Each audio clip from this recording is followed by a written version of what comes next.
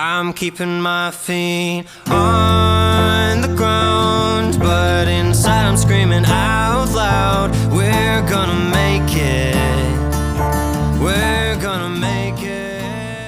It's not always easy and sometimes life can be deceiving, but I'll tell you one thing, it's always better when we're together. Yeah, it's always better when we're together. What is up, you guys? Welcome to another conversation about hope with Hope Squad. Today, we're here with Tate Gifford, and he is an independent music artist. Is that right? You're coming up? Yep, absolutely. That's awesome, man. So after this interview, I invite each of you to go and to stream Tate's songs. He talks about mental health and mental health awareness in a lot of those, and has some really valuable messages to share. But first, before we go there, Tate, I'm just curious how you got involved with mental health and with Hope Squad in the first place. That is an excellent question, and it's kind of funny how it happened. Really, it was my freshman year in high school, and it makes me feel old, even though I'm not that old now. But I've only been graduated for like a year.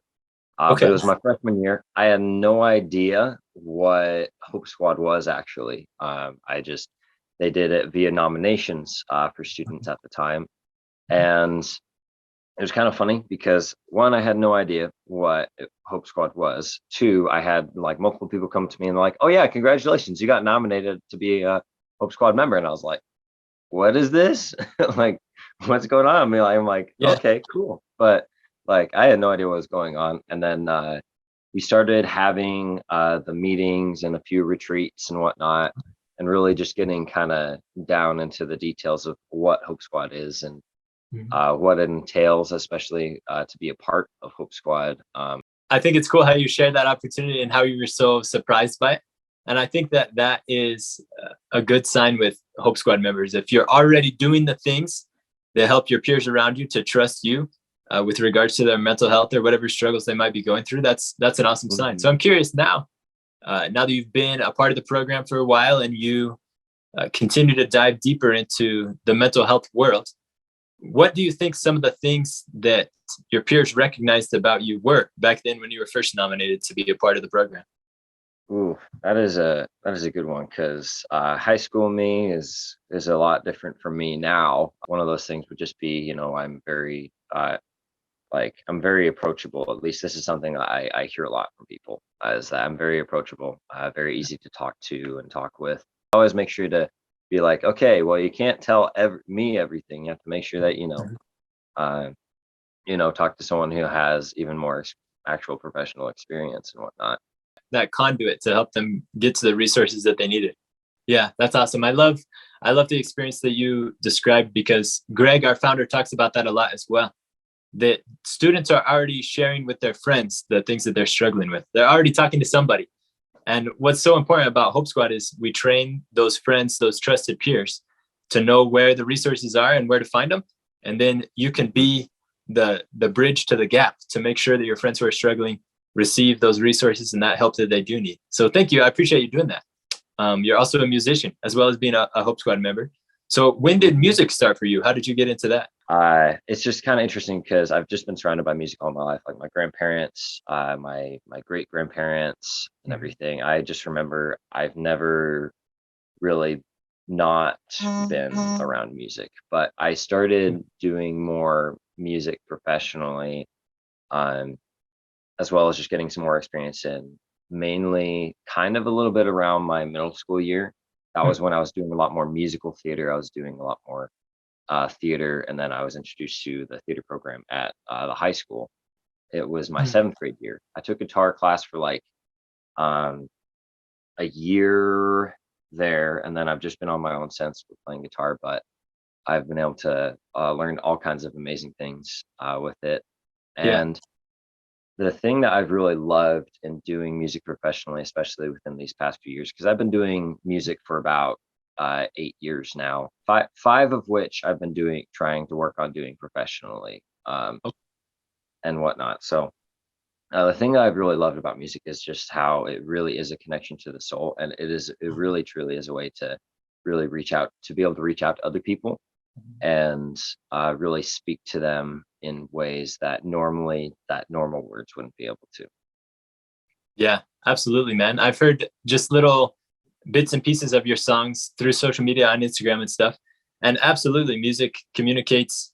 It seems like it cuts right to the heart. It goes right to the emotions, goes right to the stuff that we really, really care about, the emotions that we might not know how to express otherwise. And so maybe I'm curious that probably contributes to you being so approachable, is your involvement with music and also practice with musical theater. I'm curious, how does musical theater and your experience there, has that made you more confident in social situations? Um,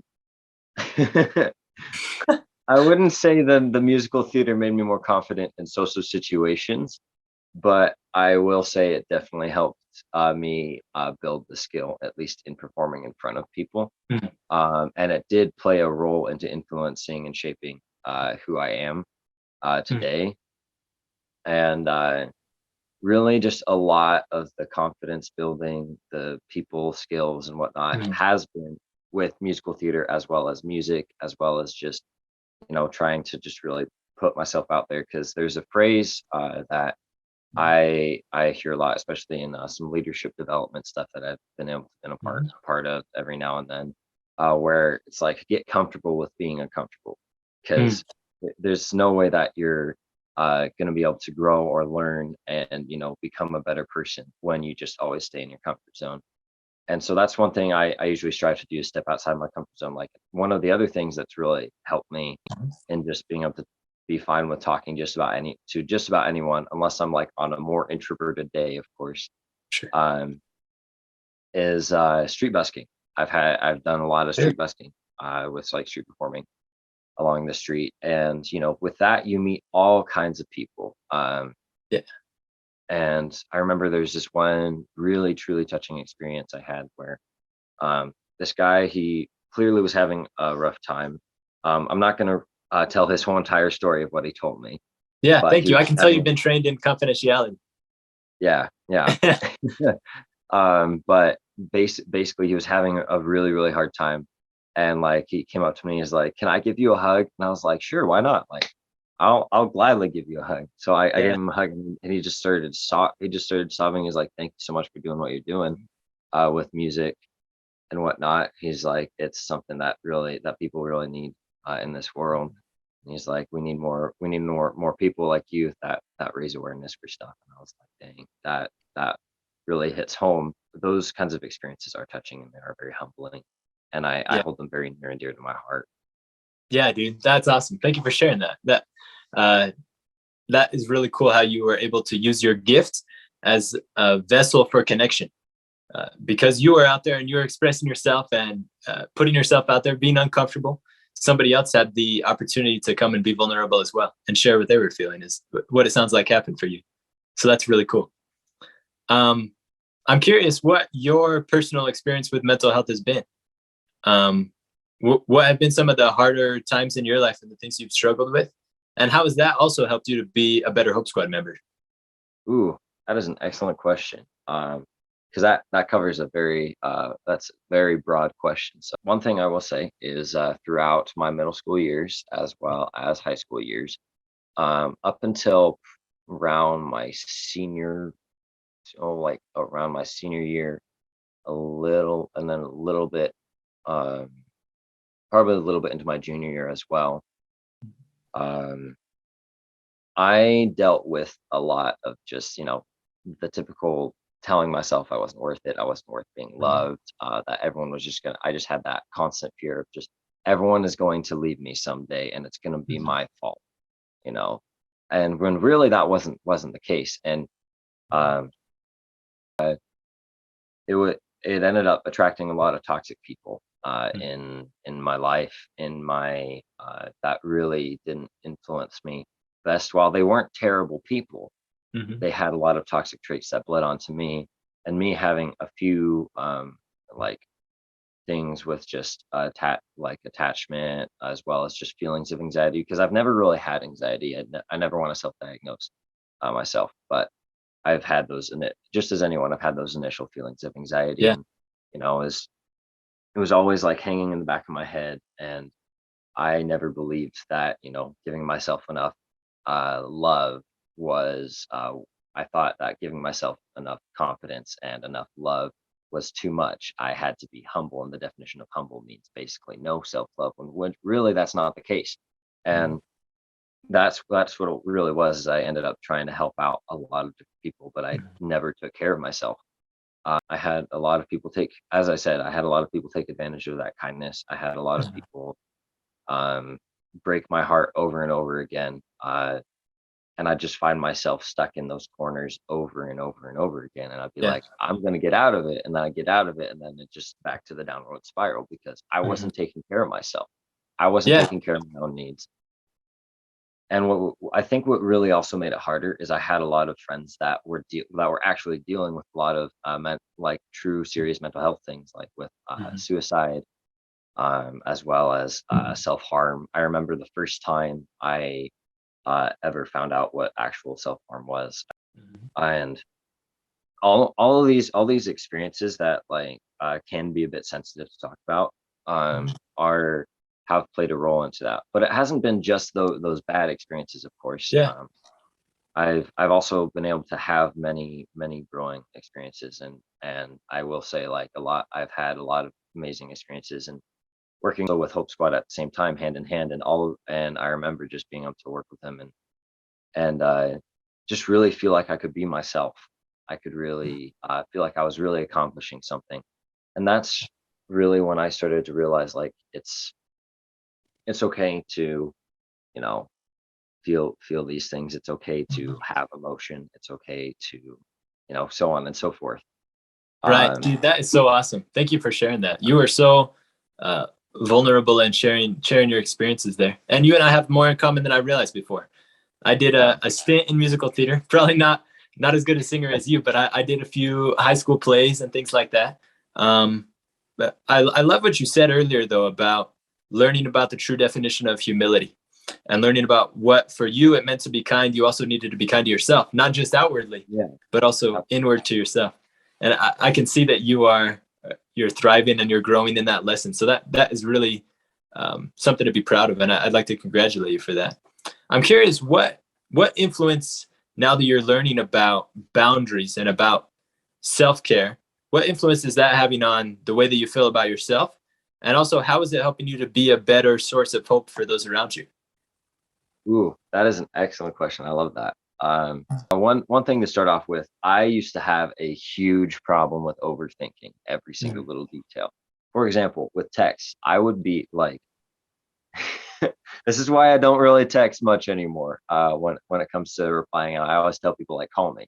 You have something that's actually important, call me.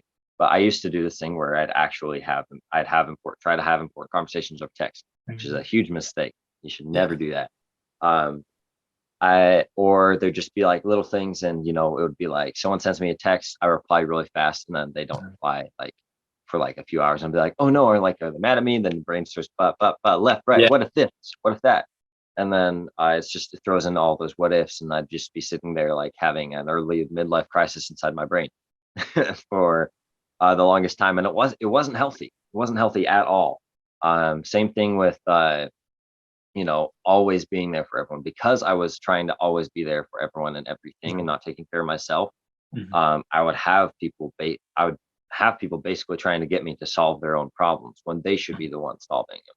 Because at the end of the day, everyone makes their own decisions and makes their own and takes action in their own way. And I realized, like, I need to start taking more responsibility for myself and taking matters into my own hands. And I can't do that if I'm not taking care of myself. I can't do that if I'm setting those boundaries. And so that's what I did, is I got myself initially into counseling, into therapy. And I mean, I've never had like official depression. I have like seasonal depression. So like once wintertime comes around, the depression really just like tries to hit me hard. But thanks to the tools I've been able to learn and apply, I'm still able to find ways to be happier and to find joy, and even in the littlest of things. It's also been able to help me be more understanding and be closer with my siblings, as well as with my friends and with anyone new that I run into and meet. I used to have I used to be an open person, but not as open as I will say as I am today. Yeah. And that's why overall, I'm not afraid of sharing my own mistakes and my own faults, because I know that they don't define who I am. But I know Wow. that without them, I wouldn't be where I'm at today. Yeah, that's wonderful, man. Thank you so much. And I'd like to acknowledge you for the bravery and the courage that it takes to seek that help. As a Hope Squad member, we know what the resources are. And I used to tell members of my squad that sometimes you have to QPR yourself. You have to Yeah. ask yourself if you are in a position where you need support, added resources. And sometimes you do have to persuade yourself to go and to receive that help. And that can be one of the hardest persuasions that you do. So congratulations on doing that. And also, I love what you said about clear communication, and that text is not always the easiest way. That there's something about face-to-face human connection, even though we're through Zoom right now. This is still better than a text message. Exactly. And if we were in person together, it'd be a whole other level of clear communication. It reminds me of what we learned in Hope Squad, that it's okay to talk about suicide.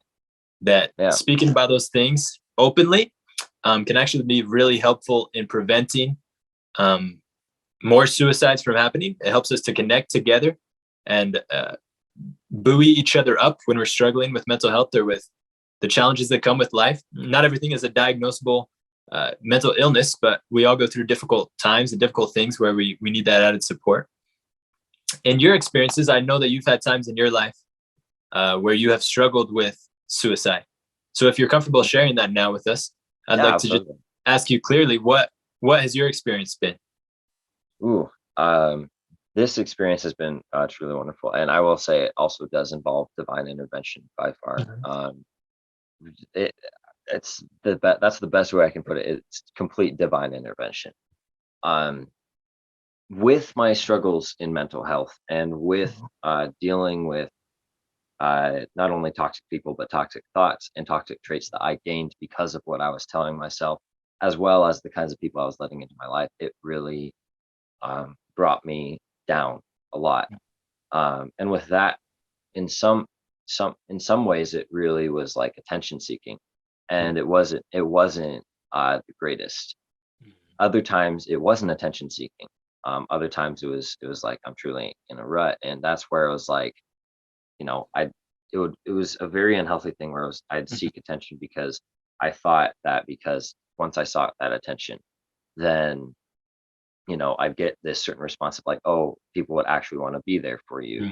It was that kind of unhealthiness that can occur, because people would be like, oh, are you okay? And they'd be asking, but then after that, I would have other times where I'd be like, I wouldn't be doing and trying to do anything for attention anyway.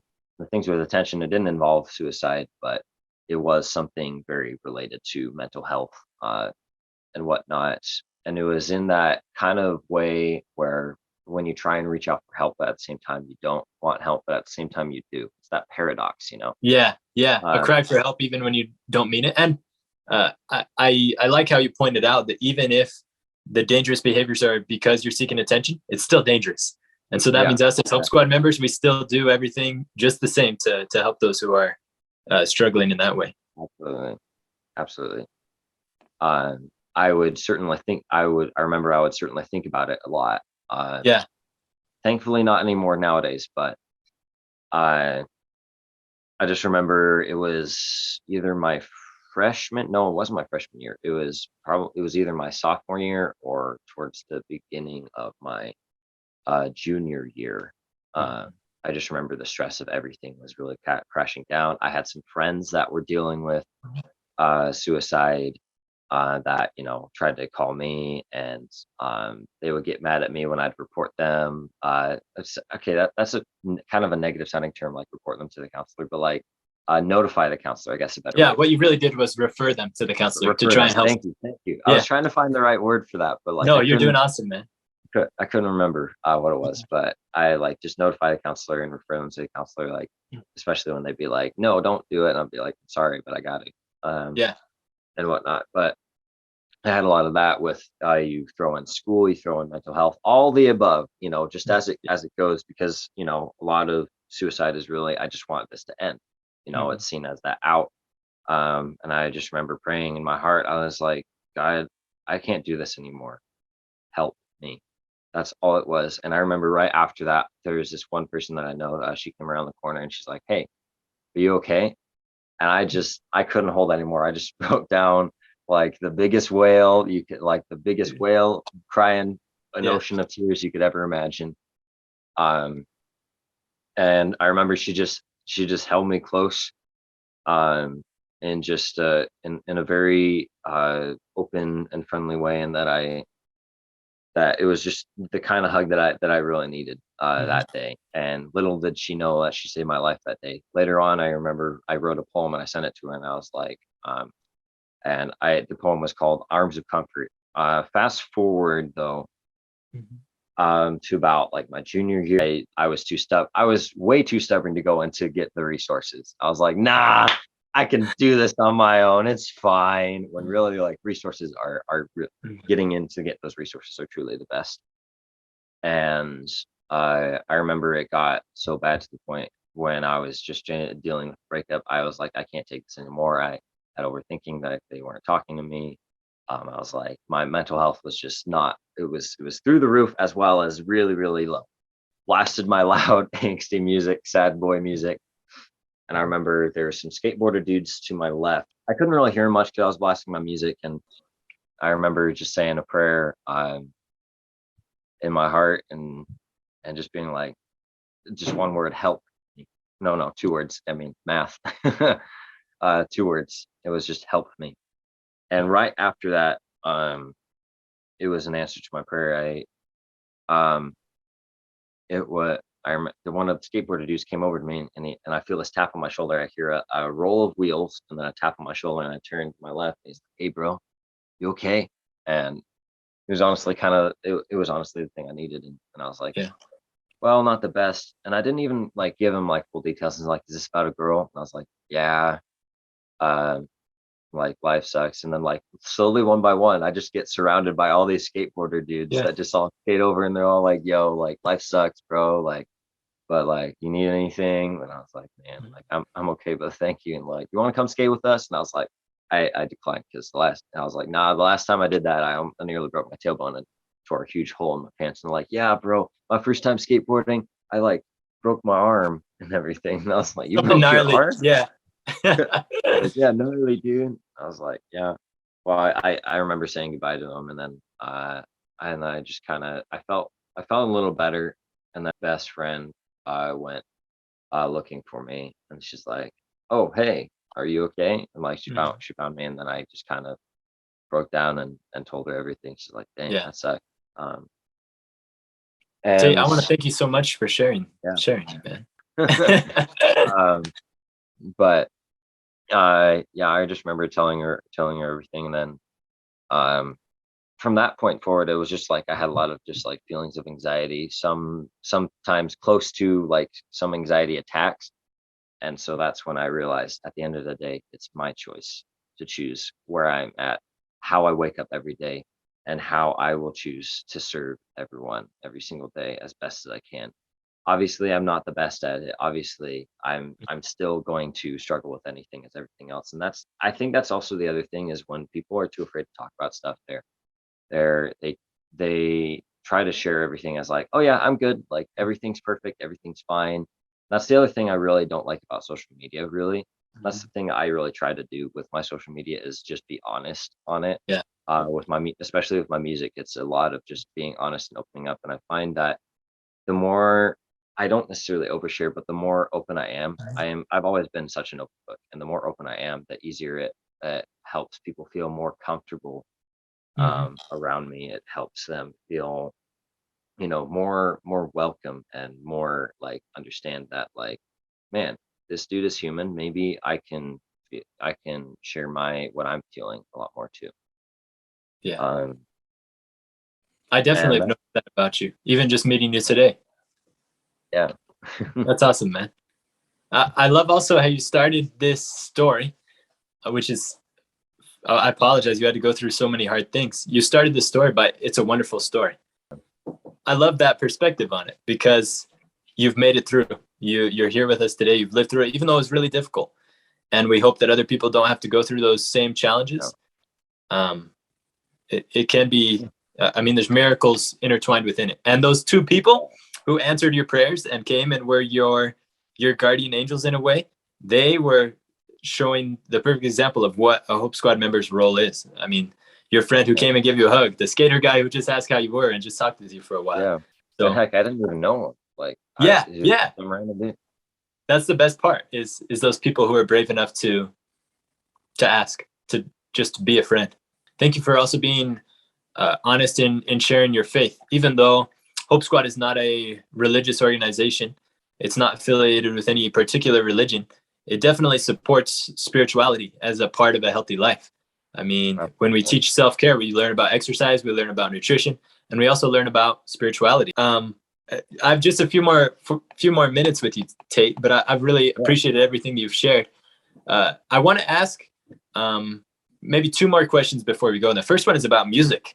You have really a bright future ahead of you and a lot of experience already, even though that you're young, working with music. What is your message and your vision? What is your dream with music? What do you want to do? My dream of music, really, the thing I love with music is how you can see it bring the light back into people's eyes, especially in today's world where there's just so much more need for light. And so my dream in music is to inspire, to bring people together, and to bring a sense of light and hope through genuine messages, through not only my own experiences, but through others' experiences that I can tell through music. And the thing that truly is humbling is to see when that light is brought back into people's eyes. Man, it's just very touching, and it's something that I know I get very emotional about. I mean, that's what happened with with my latest release I did, which is the one that's called Letter to My Younger Self. I wrote that as a letter to my younger self, and I remember in recording that, as well as like starting to show it to the producer. Yeah. Like I I almost started like crying while trying to show it to him, and he's like, bro, stop, you're gonna make me cry. And I was like, I'm sorry, but that's what I'm going for. Obviously that's not always going to be the case with every single message, is to make people cry, but like in a good way. But but and just being real. I really want to be real. There are too many fake people out there, especially on social media, and I want to be real. And there's just something that really really brings people together in just being real. Yes, absolutely. Yeah, being real and music that's real. Absolutely have the power to do that. And thanks for doing that with us today. I can tell you've been very real, and you've used once again your gifts to share and to be courageous, and I appreciate you for that. My final question while I'm here with you, what brings you hope? Brings me hope? Yeah. There are a lot of things that bring me hope. So that's a very wide thing. But what brings me hope is really knowing that am able to make an impact in someone's day, whether in small or large ways. Another one has really been my family as well. I couldn't have asked to have been raised by better parents.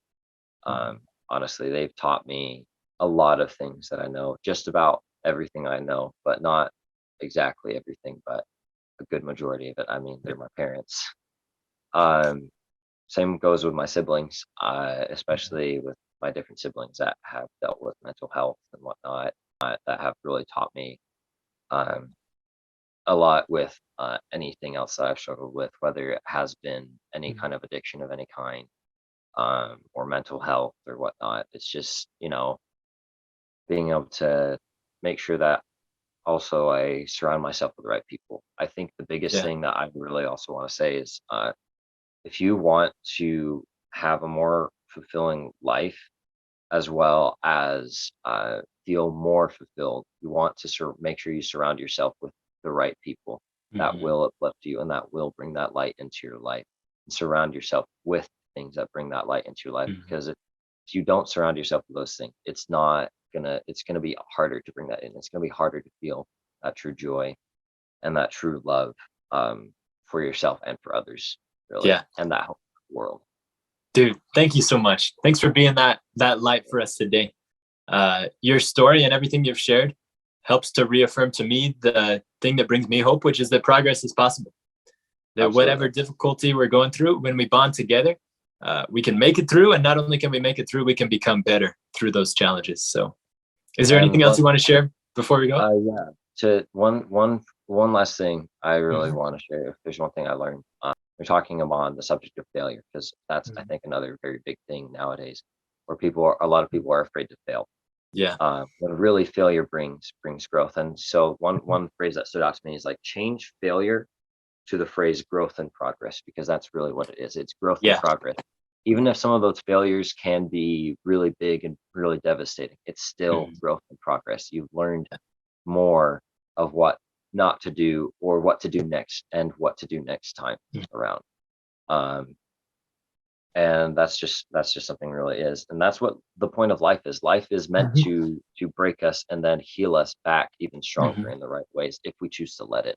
Yeah. And that's the biggest thing, is just letting that happen, and making sure that you choose to learn from it. Never make your mistakes who you are, because they don't ever define who you are. Dude, thank you so much. Once again, that's been wonderful. I've enjoyed talking with you today. Thank you. Thanks for being that light and sharing hope through music and through being real and with everything that you do. I hope you have a wonderful rest of your day. Thank you. You too, Noah. Thanks, Tate. We're gonna make You too. it. Oh, this is a letter to my younger self. A letter to my younger self.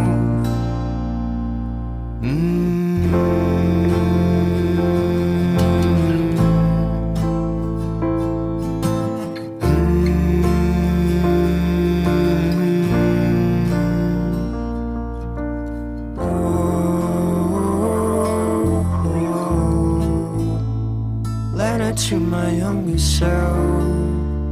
Letter to my younger self.